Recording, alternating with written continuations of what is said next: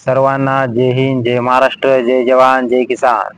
तर आपल्या स्वयंभू ऑर्गॅनिक फार्म मध्ये आपण घरीच बनवून जे आपण औषधं वापरायलो ते औषधं तुम्हाला आपण छोट्या छोट्या व्हिडिओ मध्ये आपण बनवून दाखवले.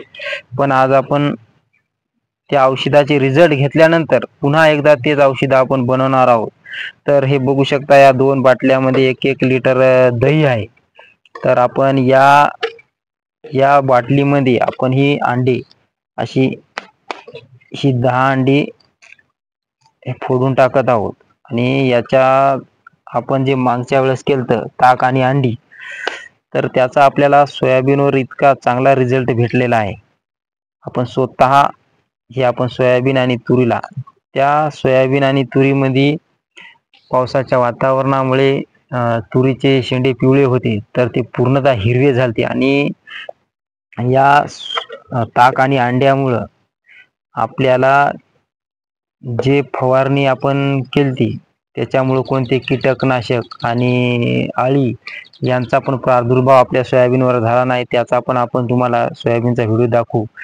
आता हे आपण अंडी सर्व ही 1 लिटरला 10 अंडी अशी, मग ती अंडी तुमची खराब असली तरी चालतील आणि गावरानी असतील किंवा सरकारी जरी असले तरी चालतील.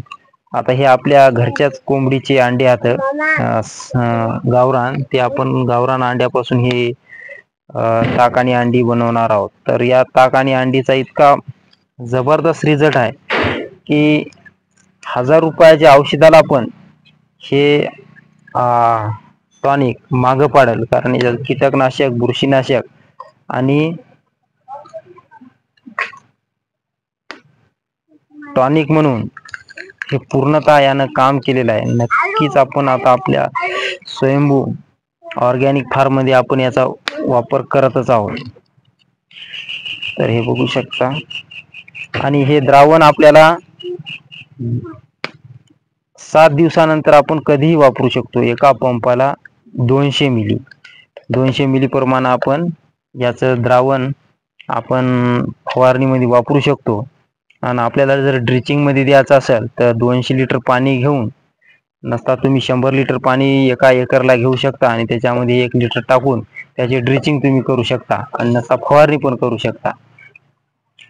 तर याचा चांगल्या प्रकारे रिझल्ट आपल्याला अनुभवलेला आहे. आणि आता हे दुसरी जी आपण भरणी घेतलेली आहे, या भरणीमध्ये हे आपण तांब्या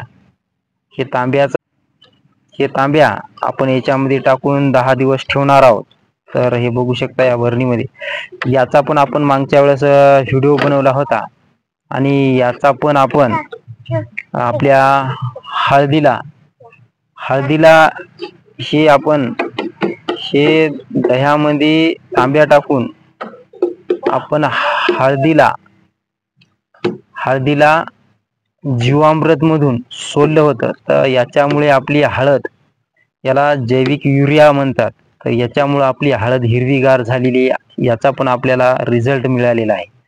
तर हे तुम्ही जीवामृत मधून किंवा तुमच्याकडे गोकर्पामृत असेल, नसता यस कल्चर असेल, ते तयार झाल्यानंतर ज्या दिवशी सोडायचे त्याच्या आदल्या दिवशी तुम्ही हे 10 दिवस झाल्यानंतर तयार झाल्यावर तुमच्या कंदवर्गीय पिकाला खालून सोडू शकता किंवा वरूनही 200 लिटर पाण्यात टाकूनही तुम्ही फवारू शकता.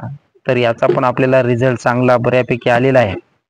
तर मला नक्कीच वाटतं की शेतकऱ्यांनी आम्ही जे प्रयोग करायलो त्या प्रयोगाची तुम्ही दखल घेऊन आम्ही स्वतः आमच्या स्वयंभू ऑर्गॅनिक फार्म मध्ये हे प्रयोग करून आम्ही स्वतः याचे रिझल्ट घेतलेले. आता याचे रिझल्ट दुकानावरून आणणाऱ्या औषधीपेक्षा एकदम स्वस्तामध्ये चांगले रिझल्ट आपल्याला मिळत आहेत. नक्कीच तुम्ही याचा वापर करावा. जर आपल्या चॅनलवर कोणी नवीन असाल तर चॅनलला सबस्क्राईब आणि व्हिडिओला लाईक करा, एवढीच हे करतो. आणि आपल्या नवनवीन आपले जे प्रयोग आहेत ते तुम्हाला दाखवण्याचा आम्ही प्रयत्न करू. जय हिंद, जय महाराष्ट्र, जय जवान, जय किसान.